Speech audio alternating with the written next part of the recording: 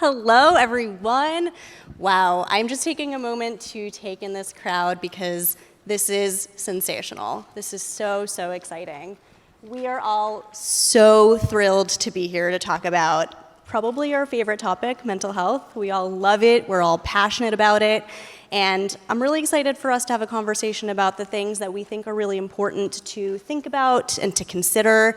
And we hope that we'll give you a little bit of food for thought for your own experiences and your own journeys. And we hope we inspire you, maybe give you a laugh or two. And let's go ahead and get started. I'm going to start off by introducing our very esteemed panelists. I'm Dr. Jessica Stern, and I am moderating.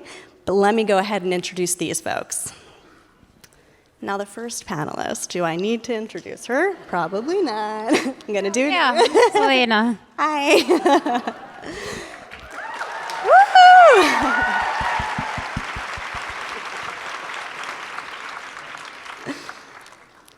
Selena Gomez is one of the most globally and culturally celebrated artists, actors, producers, entrepreneurs, and philanthropists of her generation. Philanthropy and activism have been key pillars of Gomez's career. Gomez has used her platform to advocate for many important causes, including mental health, where she has been a leading voice in changing the stigma. She is a co-founder of Wondermind alongside her mother, Mandy Teefey. Thank you, Selena, for everything that you do. Thank you.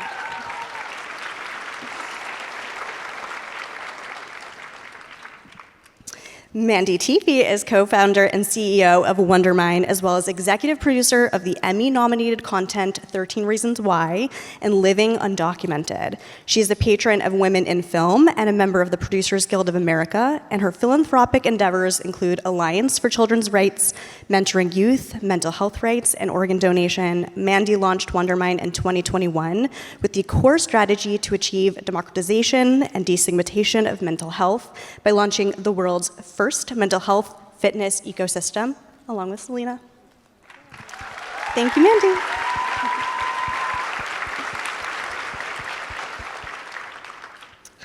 Next, we have Dr. Corey Yeager, who is a researcher, psychotherapist, and advocate, and author of his new book, How Am I Doing? 40 Conversations to Have with Yourself. Dr. Yeager's therapeutic practices range from the NBA, NFL, UFL, to an array of entertainment spaces. Corey and his wife have 5 sons and call Minneapolis home. Thank you, Dr. Yeager, for being here today.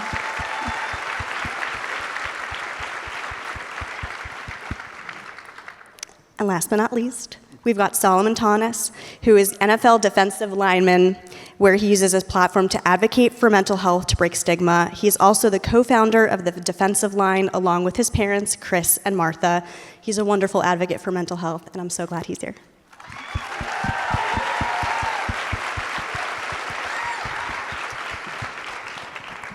Just very briefly, I'm Dr. Jessica Stern. I'm a clinical psychologist, speaker, consultant. I'm founder and CEO of 3 Lemons LLC, which does all sorts of speaking and consulting around mental health. I'm also a clinical psychologist and a clinical assistant professor at NYU Langone Health, and I am beyond honored to be here to talk about mental health with you all.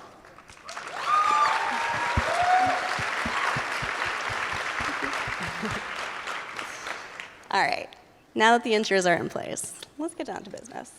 So, what we wanted to do and we want to accomplish with this panel is to have a conversation about the aspects of mental health that we shy away from them. We're maybe a little bit uncomfortable with them. We don't really know what to say. We know that there's a ton of mental health stigma, and I think what's so spectacular about these folks is that they have done an exquisite job in being able to break that stigma and to be able to challenge individuals to think about mental health in a way that is authentic and raw. And so that's really our goal today, is to have those conversations together and with you guys. And so I wanted to think of different questions that we can talk about that relate to the value systems that we have in this space, in our missions, in the brands that we work with, in the companies that we try to achieve great missions with. And really what we want to do is talk about the gritty, the fun, the interesting, the entertaining, and make this conversation just really approachable. So let's get started. Question I have for you to start us off is, how has opening up about your mental health experiences, personally and those close to you, really changed the way in which you think about mental health and the way in which you engage in conversations in your own life and with the people around you? But you, Selena. I guess for me, I have to be honest. I released a documentary and I was terrified to do it, and I went back and forth on whether I'd do it or not.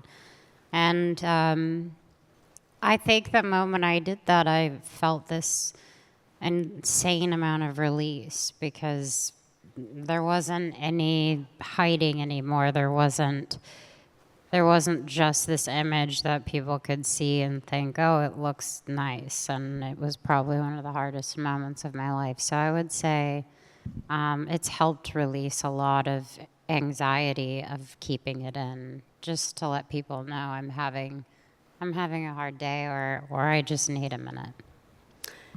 Selena, I'm curious about what you just said because I think that's so powerful. As you went back and forth and this felt like maybe a scary decision, what prompted you to decide to do it?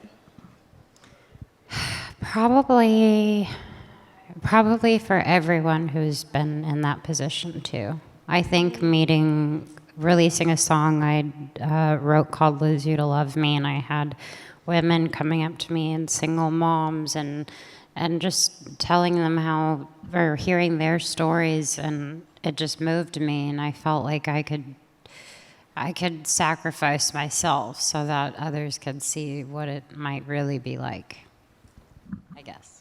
That's amazing. Yeah, I think that deserves a pretty significant round of applause.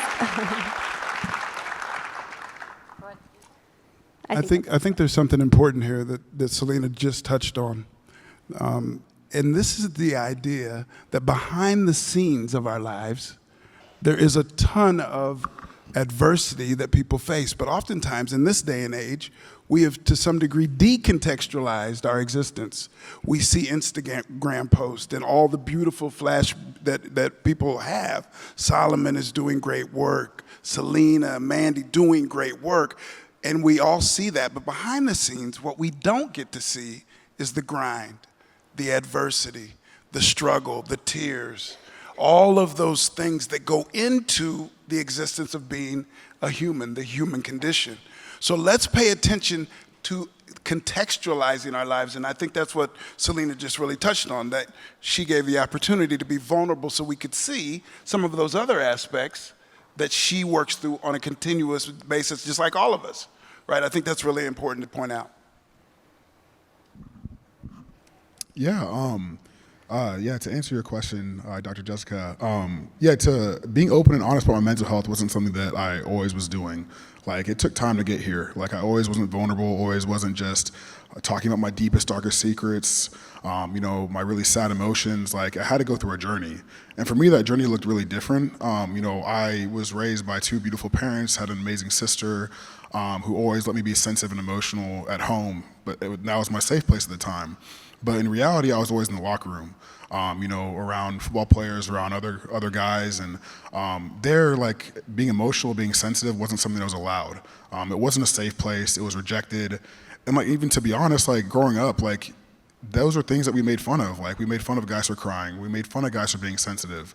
So, like, getting into this work was, like a really hard journey for me. And then after that, like, you hit by a hurricane and you find out that your sister is really struggling with mental health. And so I'm later in life trying to erase all these things that I've learned, all these certain ways that I live by, trying to erase this archaic mindset that I live by of being a man, being tough. If I get any feelings, like, suppress them or rub dirt on it, and trying to find a way to help my sister.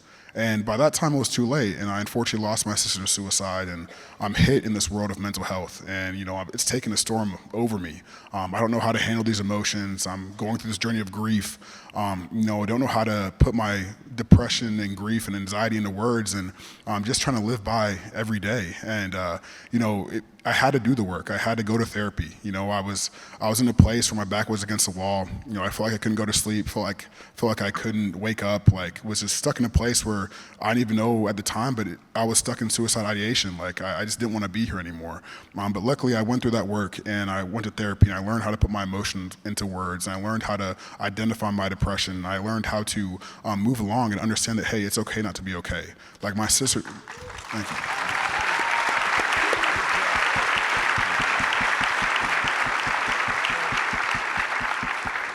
Like, my sister just died by suicide. I'm not supposed to be happy. I'm not supposed to be posting my highlights on Instagram. I'm supposed to be doing the work to find out how I can, be myself again. But being able to get to the strength and get to the place where I could talk about my emotions and open up about these things, it's truly impacted and changed my life in the biggest way. I feel like I can live an authentic life now. I feel like I can be myself unapologetically.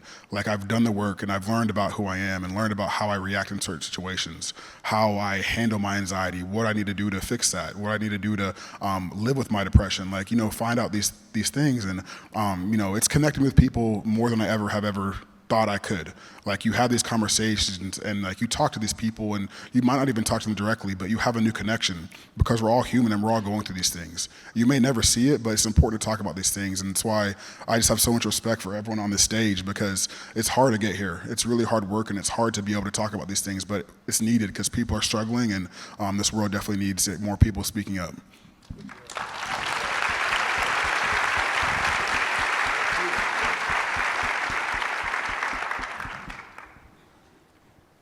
I am very moved by each one of you. I think it's so inspiring, so impactful, and as a psychologist who does therapy, I deliver therapy in both individual and group ways, and the way in which all of you are willing, and not just willing, but excited to be vulnerable. It sounds like a strange word to use with the word vulnerability, but you're all motivated, inspired to do so, and that's where all the impact happens. And I salute you all. Thank you for being so honest and open. I think it's really impactful. Another thing I was thinking about in anticipation of this panel, but I think even struck me now as we're having this conversation really palpably, is the way in which we change our thinking related to mental health and language. And something I work with in therapy when I'm doing therapy, but I've also thought very critically in my own life, in my own experience, is the way in which the narrative and the words that we use around our mental health has changed. So, for instance, it starts off oftentimes for a lot of people with shame, where they find that the ways in which they describe their emotions and their thoughts is couched in shame, or confusion, or guilt. And then hopefully over the course of time, those emotions will build to more and more nuance, and will add a little bit more dimension to our thoughts, and maybe feel a little bit more empowered to talk about our mental health journeys. So in this vein, I'm curious, how has the way in which you've talked about your mental health, both internally in your own minds, and maybe externally with other folks, changed throughout the course of your mental health journey? I can answer that one. Before I really understood what mental health meant, I always knew that I felt different than other people, and I didn't understand the feelings that I was having, and so it was just easy to chalk up and go, oh, I'm just crazy. And I didn't realize that that was negatively affecting me, and so I was like, oh, I'm crazy, and then I have ADHD, which is basically a learning disability, and so I'm stupid.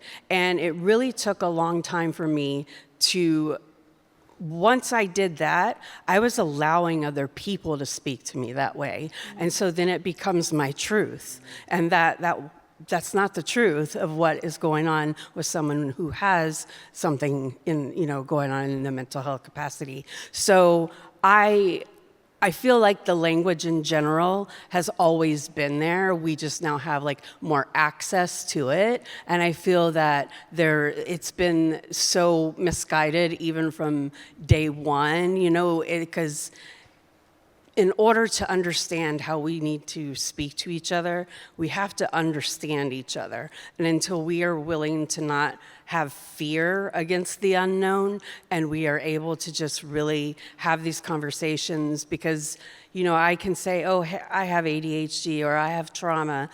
I can tell right away how that person feels about me. Like, if they're even going to do business with me, they'll be like, oh, we don't know what we're going to get with her, And so partly of what we want to do at Wondermind is really kind of change that narrative and really encourage people that don't have access to resources, and to democratize it and destigmatize it so that we can all just flourish into our best. Because I've always spoken negative with myself, and I had to learn the role. It's like, if I wouldn't say it to my best friend, I'm not allowed to say it to myself. Preach. Let me say to that point, I think that's particularly important, that the language that we use with one another is extremely important, right? That's important, how we convey what we're thinking and feeling. But the language that we use within ourselves is even more important.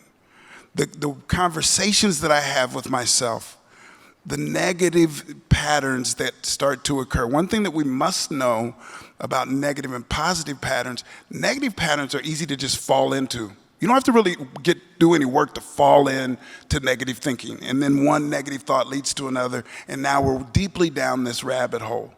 Positive thinking you have to make a move towards that. You have to really move yourself into that positive thinking. So I think one of the things that we must get better at is giving grace to ourselves, right? We're pretty good as human beings of giving grace to someone else. If Solomon does something, I don't know him real well, I'll say, nah, it's all right, bud, don't worry about it. That's grace. I won't give that same grace to myself. I won't. I'll beat myself up. If you took a transcript of the way I talk to myself and handed it to somebody and they read it back to me, I'm ready to fight. Because I can be so negative about myself, with myself, right? So if I say it to people all the time, players that I work with, the world oftentimes will line up against us. I'm not going to stand in that line with you, though. I'm for me. I'm going to be for me, and I'm going to move in that way. So giving that grace to ourselves, I think, is critically important.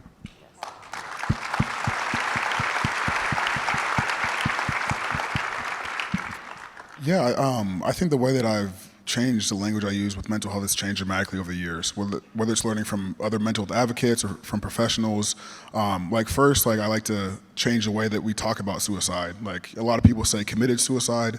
I think it's important to reverse it to they died by suicide, because someone doesn't commit cancer, they don't commit ALS, and we need to treat mental health and suicide, depression, PTSD, bipolar disorder with the same respect as every other disease out there.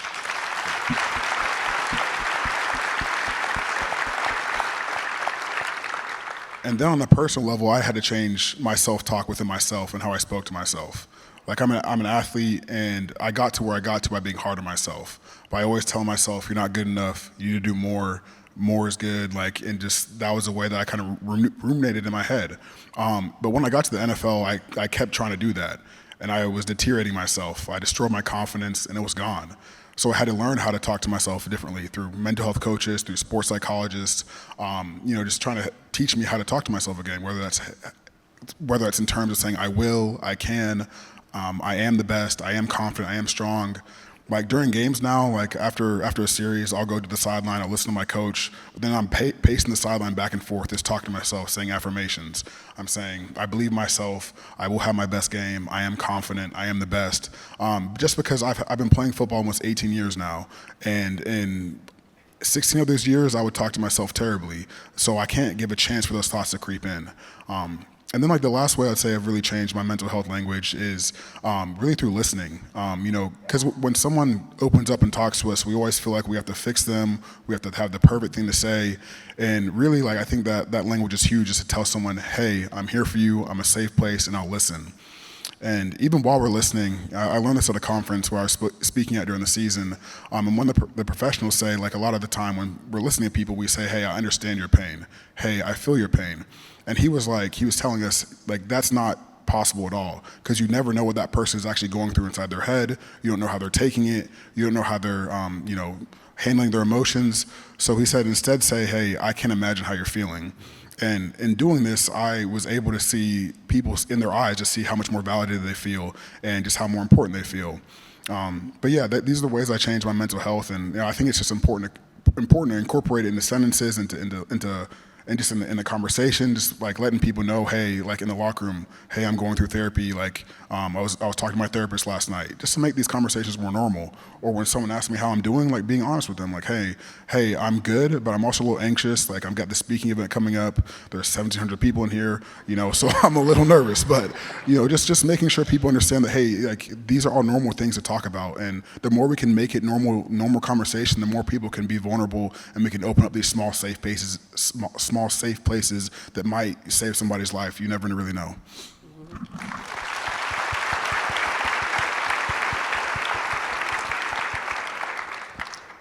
Selena, I'm curious about you. With coming out with a documentary, did that change at all the way that you spoke about mental health and the way that you thought about the language that you used yourself and some of the self-criticism? Yeah, we shot the documentary 6 years, and it makes me sick to hear the things that I was saying about myself in the beginning. It bums me out because but I think everybody can relate to that feeling. You know, I think, like everyone was sharing, it's important to speak to yourself with kindness, but I don't think I really understood that. It's funny because all the things I was bitching about then, I'm grateful for now, so it's really ironic, but I think it has taught me a lot about myself and I mean, it's weird being able to see myself so long ago saying those things that I would never say to myself now. So, weird. Yeah. And that perspective, too, is really fascinating, to be able to look back and for all of us to see how the way that we think about ourselves and our experiences changes. And maybe we're grateful for things now that we weren't back then. And sometimes that can be pretty cool. That's awesome. In terms of thinking about these moments where you decided to either open up or share a story or create a foundation, for some people, maybe it was a moment in time. Sometimes it was maybe a little bit of accumulation of experiences. I'm curious for each one of you, was there that sort of aha moment, or was it a slow build in terms of when you decided you wanted to start to be a little bit more authentic with your experiences and open up to the world about your mental health? Yeah, my moment actually came at the beginning of season 2 on 13 Reasons Why. I was crumbling. Everything was like catching up to me. I had spent all these years investing my energy in avoiding what my problems were by helping other people and like giving all myself away, and I ran out of fuel. And then I said, you know what, you have to practice what you preach. And I called one person, and I got on a plane, and I went to a treatment center, and I stayed there for 30 days. And it was the first time that I had ever had to sit in what and who I was. And it was very scary. It was lovely because you had no cell phone. But like, it was like, you know, you go and you like spin this like weird relationship with yourself, and you can see how disconnected you are. And you're like, I even started trying to navigate, I can help her. And I was like, no, like you have to focus on yourself. And so for me, that was the day. I was having seizures. I was like sad. I was crying every day. I was just like not happy. And I don't know that I would have made it had I not gone. And I was fortunate enough to go and have the resources for that. And when I was there, some people didn't have the resources and they were being asked to leave. And that was like a big marker for me of going, shit, that's wrong. Like, can I give them my insurance? How can I help them? How can I keep them? Like they're like talking about suicide. Like, how are you going to let them leave? And it was it struck a chord into me. It's like, we need to really take the time to understand who the world is and run like Wondermind looks like from the outside in. So Wondermind is all of you, and you tell us what you need, and we navigate that and find that and help find the resources so they can get the need, they can get what they need. I absolutely love that. One of the things that Mandy just touched on is something, again, that I think is really important. And this is the idea of giving yourself the opportunity to be in the mirror of your life. Oftentimes we avoid the mirror. Why? Well, the mirror knows all. The only person that knows all of Corey is Corey. I know every single story about me. There's no one else in the world that does. My mom has a lot of the stories. My wife has a number of stories, but I'm the only one that holds every story. So that, I think, makes us nervous to sit with ourselves, because there's things that I don't want to think about that I've done in my life, or right thoughts that I don't want to have. So how do you find that ability to stay with yourself and be graceful to yourself on a consistent basis? Not just once or twice, but consistently. How can we do that? We have to build that with intention. That takes intentionality. That's that moving to positive thinking, even when I look at the flawed version of myself in the mirror. I'm still positive. I still love that person. And I think we've got work to do on that. Mm-hmm.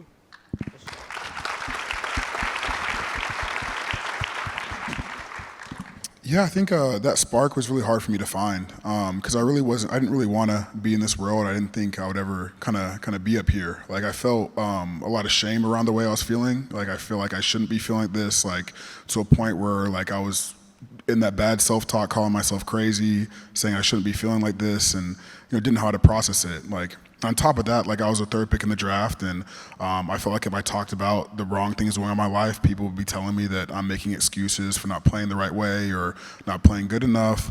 And then even more, like, on paper, like, if you looked at my life when I was struggling, like, my life on paper looked perfect. Like, I was a third pick in the draft, just got all this money, living the dream that I've always wanted to live, playing in the NFL. But deep down inside, like, I was dying, and so, my mom was encouraging me to speak, and I was just like, hey, like, I'm not ready, Mom, like, just give me some time, like, trying to get me to go to therapy, and I wouldn't do it. A couple opportunities would keep coming, and I would keep saying no, but finally I said yes to an opportunity. It was an article on ESPN with Molly Knight, and I remember, like, I told Molly, I said, hey, Molly, I'm not comfortable talking about my emotions, what I'm going through, but I'm comfortable talking about my sister.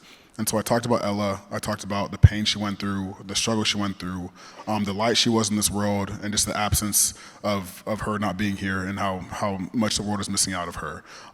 In the morning the article came out, I came to work early, and Molly had texted me. She said, hey, Sally, like, I encourage you to read the article and read the comments and reviews. And I told Molly, like, I told her I would, but in my head, I thought I wasn't going to. I thought I was just going to pass through and keep living my life. But I parked my car that morning and I read the article, and I read the reviews, I read the comments, and just uncontrollable tears rolling down my face. Reading the article about my sister, but then seeing the comments, like, seeing people saying, hey, thank you for sharing your sister's story. I finally feel seen. I'm like, hey, thank you for sharing your sister's pain. Like, it really helped me through the day. And the ones that really got me were like, hey, thank you for sharing your sister's story. Like, this saved my life. And that's really when, like, the spark hit me. Because, like, it was the first time in my life I felt seen. I felt, like, really heard. I didn't feel crazy for the way I felt. Like, I felt like, okay, like, I'm not wild for, like, being depressed or anxious right now. Like, this is all normal. But the spark really grew me because I finally realized how many people in this world are struggling. How many people are suffering in silence and not talking about their mental health. How many people, like, just are just out there, like, not being able to feel like they can be human and be vulnerable. So that's really what set the spark off in me and made me want to do this work, and made me want to become a mental health advocate, and have me do the work to go to therapy and build the strength to be able to talk about these things, and to have the emotional capacity to be here and to do these things. But I'm very thankful to be here. I'm very thankful to have gone through that journey and to find that spark, because it's changed the way I live, the way I connect with people, the way I see the world, and I just don't want that to stop.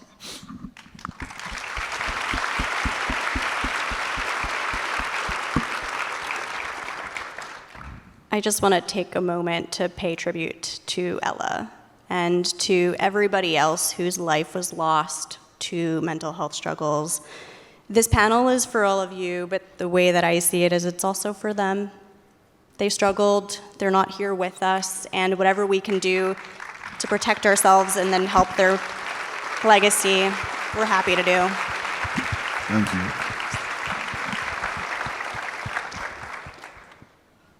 How about you, Selena? Was there a moment where you decided you wanted to talk about your mental health? My moment. To be honest, I work in the weirdest industry. I just felt like I didn't fit in, and my mom, though, I have to be honest, was very vocal and open about how I was feeling, how she was feeling, and I think we watched Girl Interrupted when I was like 12, and I was like, oh, that's what rehab looks like. And I was like confused by it. And then we ended up having one of the most honest conversations that we've ever had together. And I really appreciated it. And it allowed me to not be scared. But I will say this, you can't force someone to do it. It's just not, it doesn't work. There was a lot of people that cared about me more than I cared about myself that really wanted me to do things I wasn't ready for. I had to hit my rock bottom, and I had to do it at my time, and it took a couple of tries, but I'd like to think and hope that I'm in a much better place now. That's amazing.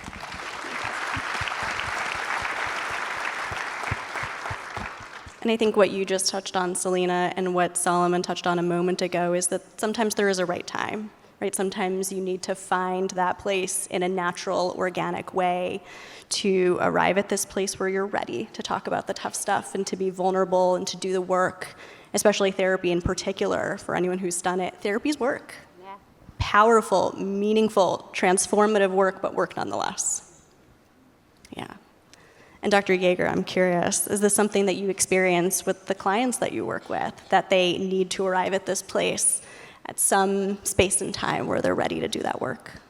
Yeah, oftentimes I talk to, especially the young men that I work with, about this perception of being a man, right? And there's so many different perceptions about what it should look and feel like, and more often than not, they're really negative, right? And pushing down patterns and thoughts all the time.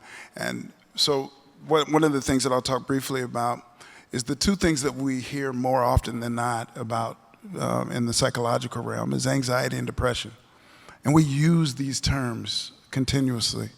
But oftentimes we don't really understand deeply what that means. And I'm a narrative therapist, so I want to tell stories and listen to stories from my clients all the time. And from those stories, processes will evolve, and they'll emerge, and I'll spit that pattern back to the person I'm working with. But those negative thoughts that come up all the time, all too often become the pattern of our life. We think about these negative things, and then our life oftentimes falls in that way. So I'm telling the young people that I'm working with that we can be positive about things just as we can be negative, but we've got to work to do it. So it's interesting. It runs a gamut of therapeutic pieces. Depression is oftentimes when you ruminate about things that have happened in your past. Ruminating, almost to a point of being paralyzed by that rumination. Anxiety is ruminating about what may happen in the future. But let us all be clear. The only real moment that we have is right now, where we're at right now. That's the only real thing. Everything else is made up. Even the story that I have from 20 years ago, I embellish. It changes. That's in the past. What may happen in the future, I ruminate, there's good research. It says about 85% of the things that we get nervous about never happen. But I've already used the energy. I've already used the energy to ruminate about it. Now that energy's gone. So recognizing that this current moment is the most important and only real thing that we have, what I do in this moment will be okay. I'm batting 1,000 in my life on making it through my struggles. I'm here. So I'm batting 1,000. I haven't missed yet. That doesn't mean it was easy, but I'm here. So if I can admit to that and understand that, I'll make it for whatever that next struggle is.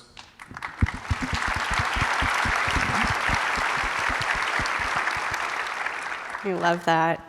The ruminating piece is so true. We waste so much energy on this. And I think it's probably one of the most human experiences that exists. And it's just so powerful. And I think to be able to stop what you're doing and to observe yourself and your experience and what's happening in your mind and to take a pause and say, is this actually going to serve me well?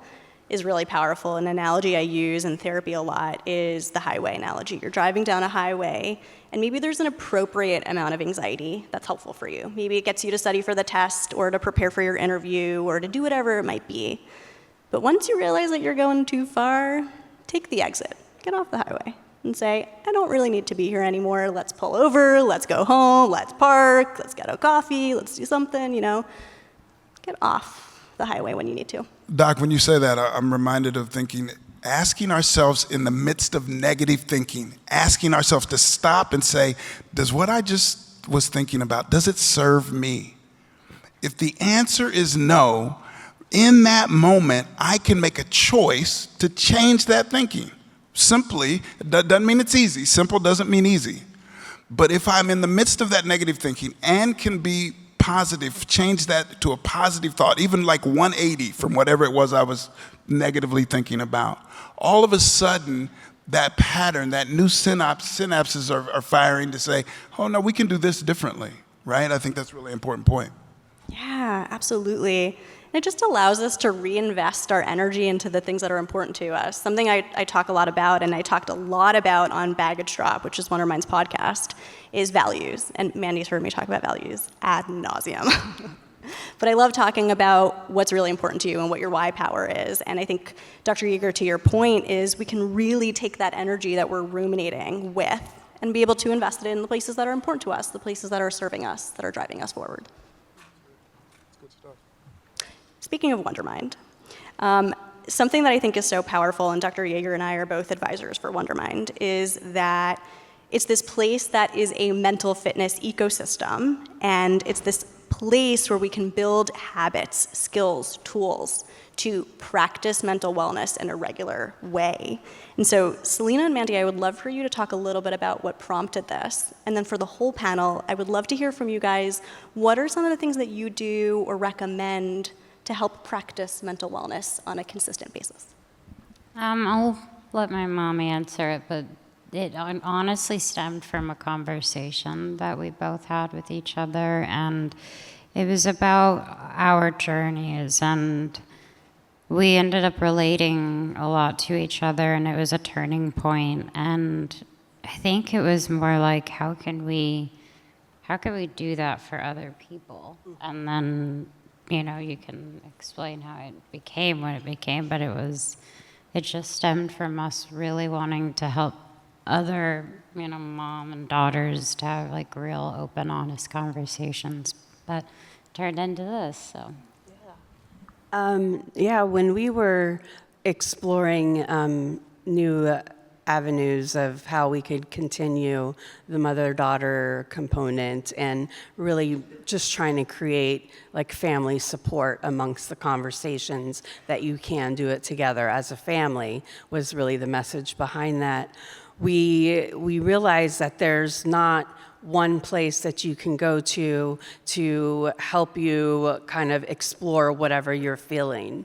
So what we did is we decided, since we're not doctors, we are our audience, we are our consumer. And so what we wanted to do was build this world with several different pillars, from content, film, TV, podcasts, product, and by the request of the audience, that is avid readers of Wondermind, we will be launching an app coming really soon, and it's gonna change the game on how we execute and how people actually can practice their mental fitness without like feeling like they're putting the time, because that's like in 2023 when they did this study, it was like collective drama that we all experienced, and the top 3 reasons why people don't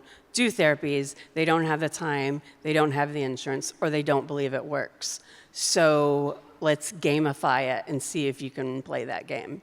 And so we're gonna launch that, but we wanted a world where you can go on a site. We launch about 46 articles a month on our content hub that all is broken down by different feelings. So whether you're just having a bad day or you're having feelings you don't understand, we don't diagnose you, because that's not our forte. Like, we are not doctors. So it's definitely a place to explore what you need to know about you and how you feel, and it's a discovery of yourself. That's what I think is so beautiful about it, is you could spend days and days and days of just comparing other situations that you were in and then have a different feeling for it. And because it's so important, not only for you to understand yourself, but for us to understand each other.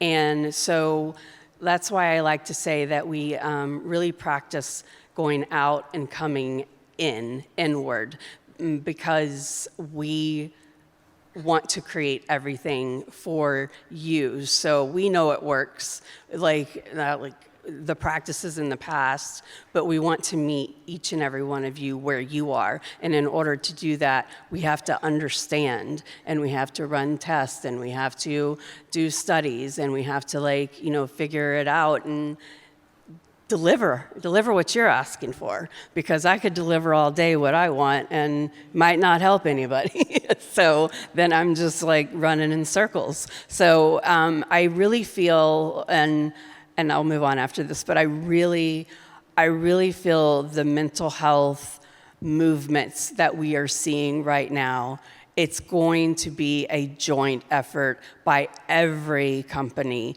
that is in the mental health space. It's currently a cauldron of all kinds of different practices, whether it's from AI to tech to talk therapy. It's going to take all of us working together and finding that narrative to help everybody else. It's not going to be one hero company. I think we need to all join hands and really figure this out as a unity so that there isn't misinformation floating around. And let's not forget, and I think maybe it's a human nature, let's not forget that only 3-4 short years ago, we were in the midst of the most chaotic, social, upheaving moments of our existence. And we don't talk about that a lot. So these young people that were 12 or 13, I have 5 sons. I had a kid that was in 8th grade, thought he was going to be out of school for a couple of weeks, and it was 2 years. So all of a sudden, he didn't get to hang out with his buddies. You don't get those 2 years back, ever. Right? So now the social connections that you make through the adolescent developmental process were disconnected. And you don't really get to reset that. So we don't know even today, the research is beginning to play with it, what the impact will be 10 to 15 years from now for this generation of young people from that pandemic. We can't forget. And what I love about what Wondermind is up to is the language of an ecosystem.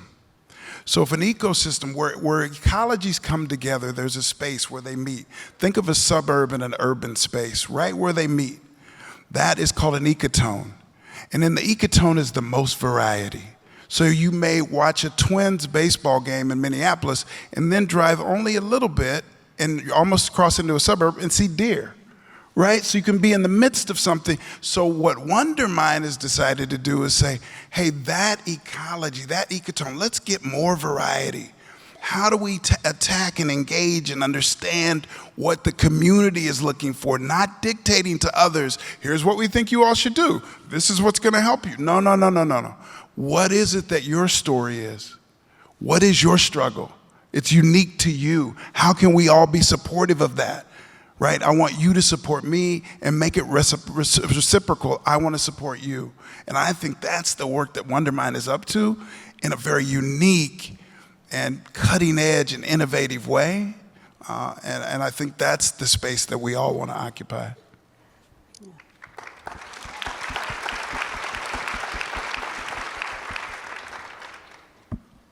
Mandy, did you want to share something else? Oh, no, I was just, when he was talking about generations, I just learned that there's a generation called the glass generation. They were actually born during COVID, so all they know is quarantine. They don't know life before that. That's like 4 years of disconnected, and we got to be prepared for them coming up in the chain. And so, yeah. That's exactly right. So we have to challenge ourselves. Too often, the elders of communities whine about the generations behind them. Oh my God, this generation, they don't, you hear the music. But when we were that age, our parents were saying the same thing to us. Well, all these kids in that generation. So really realizing that whatever the generations that come behind us do is impacted by how we treat them, how we understand them, how we listen to them, how are we curious with them. All too often we stand in positions of authority, especially as parents, and we dictate to kids. We need to allow them the opportunity to grow, be a safety net for them, listen to them, be curious with them. That's the best thing I can do as a dad, is to be curious with my babies. Help me understand, son, and I don't agree with you, but help me understand why you think that way, Bubba, so we can all now move forward.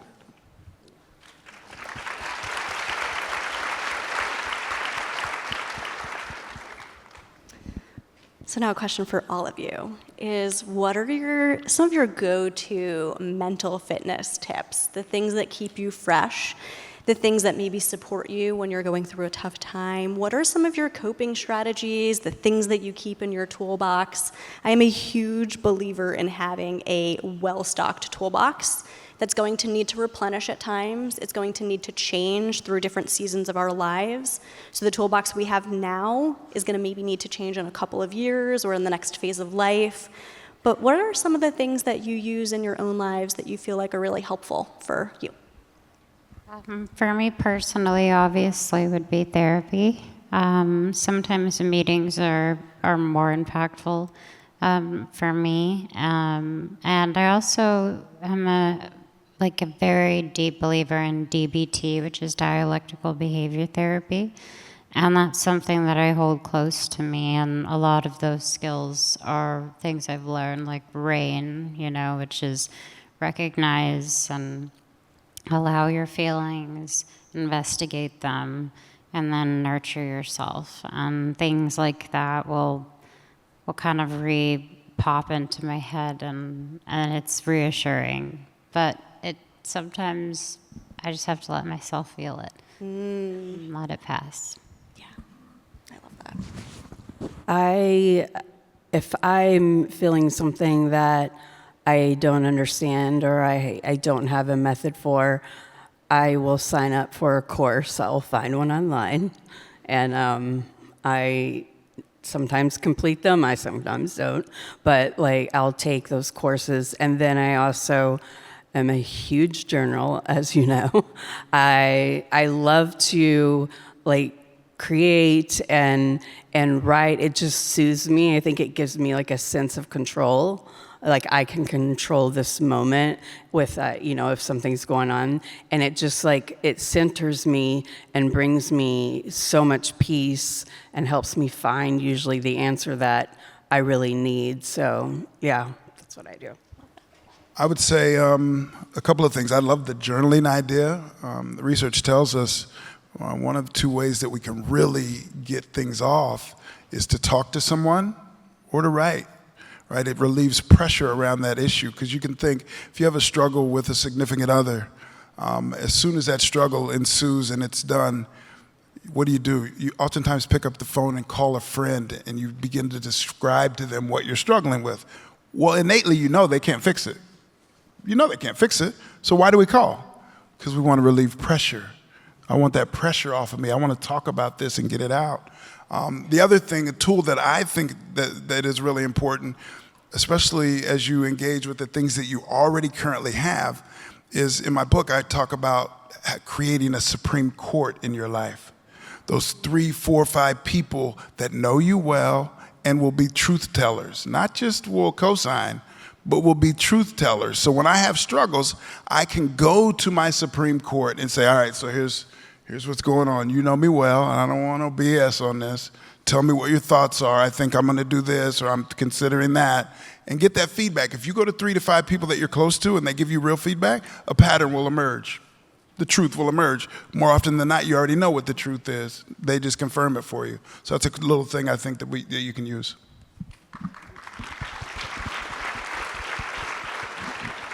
Yeah, I would say that probably the three biggest things I do for my mental health routines is like I'm a big into therapy. You know, I've talked about it like during this talk, like therapy saved my life, and just being able to talk and understand myself. And I just think therapy is great to be aware about yourself and who you are and be mindful. But just like you get to know yourself more and more the more you talk with someone and someone who's trained to be able to, you know, reflect back with you.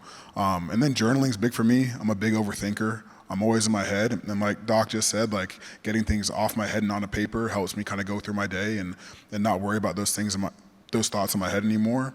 And then I'm a big meditator. Like, you know, my life is like moves very fast, like on to the next workout, next training session, rehab, next game. So like I always feel like the day is coming to me, but like when I meditate and I ground myself, I feel like I can then approach the day how I want to approach it. But sometimes like saying these like those three things like therapy, journaling, and meditating, like they like are like big like mental health words like some that scare some people, and like I'm just like, to be honest, like you don't have to like do those things to take care of your mental health. Like taking care of your mental health can be as simple as getting enough sleep, making sure you're getting 20 minutes of working out in a day, getting 20 minutes to 60 minutes a day outside of your job so you can kind of reflect, or off your phone so you can be present. You know, making sure you're getting like the right water intake, getting out in the sun. Like these are all simple ways you can take care of your mental health without having to do these things. Like it doesn't have to, every time you take care of your mental health, it doesn't have to be like a big exertion of emotions. It can be these simple things, like going for a walk.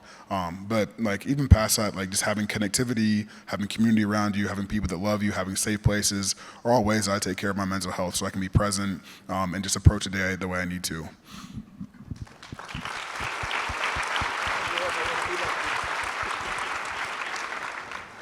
Solomon's also really good at baking bread. Really good at it. I just told him when I grow up, I want to be like him. Me too. I got long ways to go, but I'm working on it. Same. I love that. I'm hearing a lot of us love journaling, and I know, Mandy, this is something we've talked about a lot. And shocker, I bought new highlighters this week. Yay. I love that. Yeah.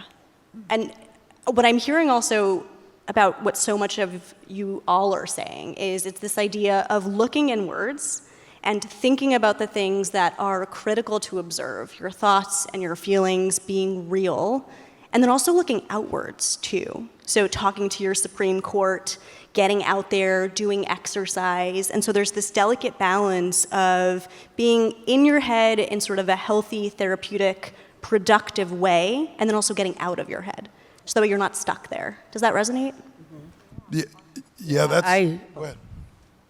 Well, first I want to ask, do you have a woman on your Supreme Court? Yes. my mom and my wife. I wanted to sign up. Hey, you're saying you don't have to sign up. You're already in. Come on now. Yes. No, I feel like with the loneliness epidemic that we have going on right now, it should be an opportunity for us to really take that time to explore, like individually and like internally and what you feel. But instead, there's so much noise everywhere that it keeps you preoccupied that you probably don't have a clue what you really like. Like put that phone down, turn the TV off, like to do all of that and then like sit in that loneliness.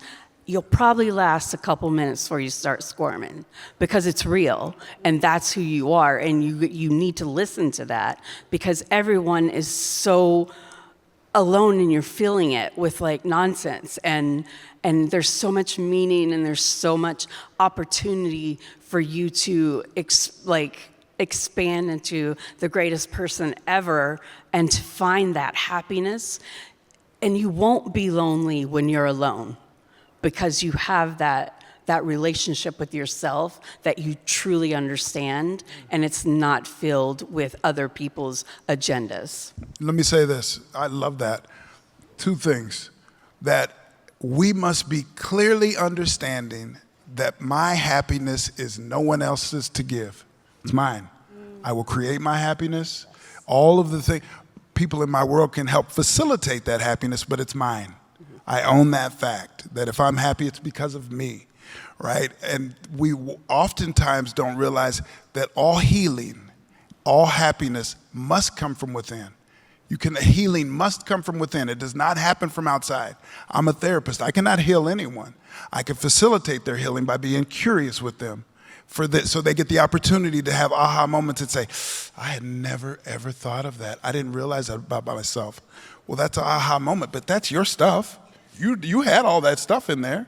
You just want someone to help facilitate it. Friends can do it. Therapists can do it. Tons of people can. But realizing, recognizing, healing, happiness must come from within. Yes.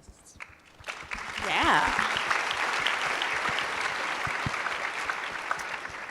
And I think that aligns with something that I think about frequently, and unfortunately we're about to run out of time. We could sit here for hours and talk about this stuff. But just very briefly, it aligns with something that I think about a lot, is that there's this delicate balance also between venting a lot and also deciding when you're going to walk away from that process. And I think sometimes that's a delicate balance of trying to figure out how can I be productive in opening up, seeking support, versus when is it actually keeping me stuck in the pit? And how can I find a way to get out of that by turning some of those conversations into action in meaningful ways? And so in this vein, I actually want to take a quick moment to do a very quick exercise. Very quick exercise. I'm going to encourage all of you to think about 3 W's. You guys too. And if you want to take some notes, put this in your phone, please go ahead and do so. I'd like you to think about a wish, something that you wish for yourself, something you'd like to try to do, a goal you'd like to set.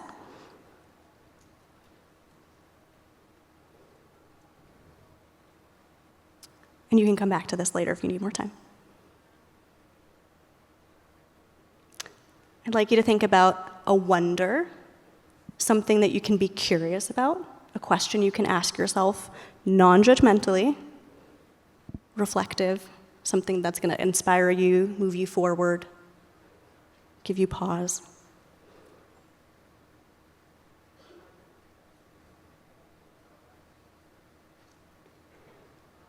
And I'd like you to think about a win. What's something you're doing well? Something you're proud of? Something you want to keep doing?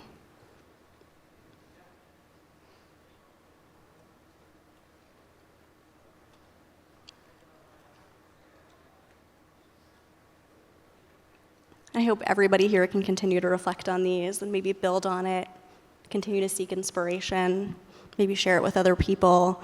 And I hope that everyone here can take some food for thought from the incredible panelists that we have here and start to get uncomfortable with whatever it is that you have in your life and then turn that into something meaningful. Thank you.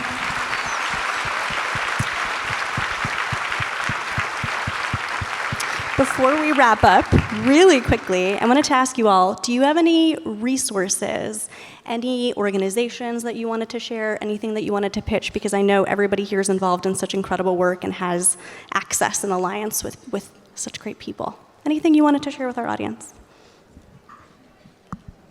Oh, y'all, so shy. I have a book that came out last year. The name of the book is How Am I Doing? 40 Conversations to Have with Yourself. And it really is about what we've been discussing this whole time. So it's everywhere, wherever you can find books. It's How Am I Doing? I